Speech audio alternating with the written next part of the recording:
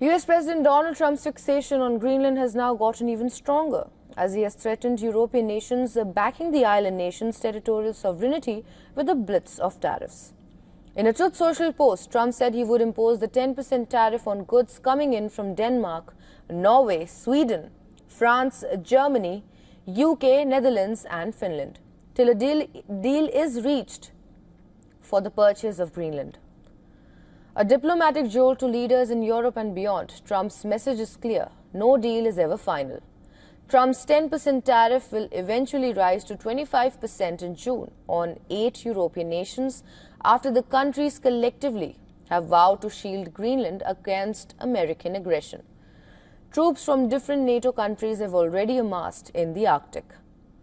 All eyes now remain on the European Union. How will it defend itself from Trump's attack?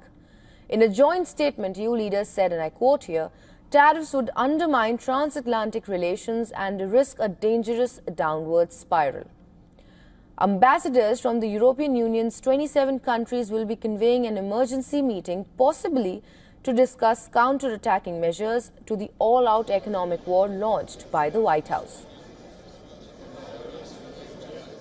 This is not how allies should treat each other, and in that sense, I understand the word blackmail. Yes, absolutely. We have until February 1st to really present a united front, to make it clear that we do not find this acceptable. And we have also stated that, as far as we are concerned, the territorial integrity and self-determination of Greenland and Denmark are not up for discussion.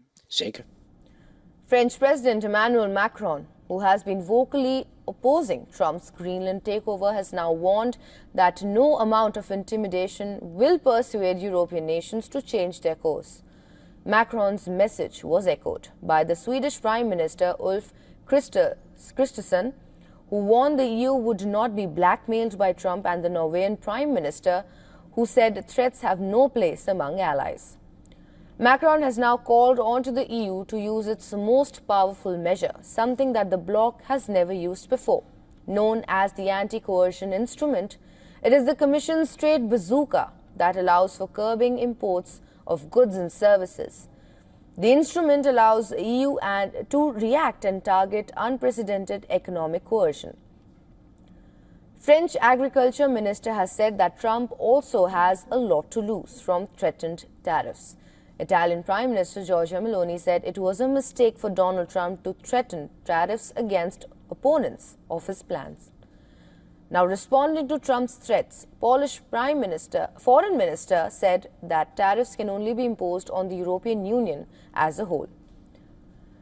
Slamming Trump's tariffs, Ireland's Foreign Affairs Minister described the tariffs as completely unacceptable and described the support from the EU as something that is democratic and acceptable by international law. Greenland praised the reaction of European countries. Now, Minister Naya Nathanielsen said she was amazed to witness the first responses from the targeted countries. Even Danish PM Mette Frederiksen also hailed that EU's collective response, saying that she was pleased with the consistent messages from the rest of the continent, adding Europe will not be blackmailed. Danish Foreign Minister will now be visiting fellow NATO members, Norway, the UK and Sweden, to discuss the alliance's Arctic security strategy. Thousands of people marched against Trump's wish to acquire the mineral-rich island. In Nuuk, the seat of Greenland's autonomous government, Prime Minister Jens Fredrik Nielsen also joined protesters who waved Greenlandic flags. Thousands more protested in Copenhagen and other Danish cities. Many of them carried Greenland's flag, while others held signs with slogans like "Make America Smart Again."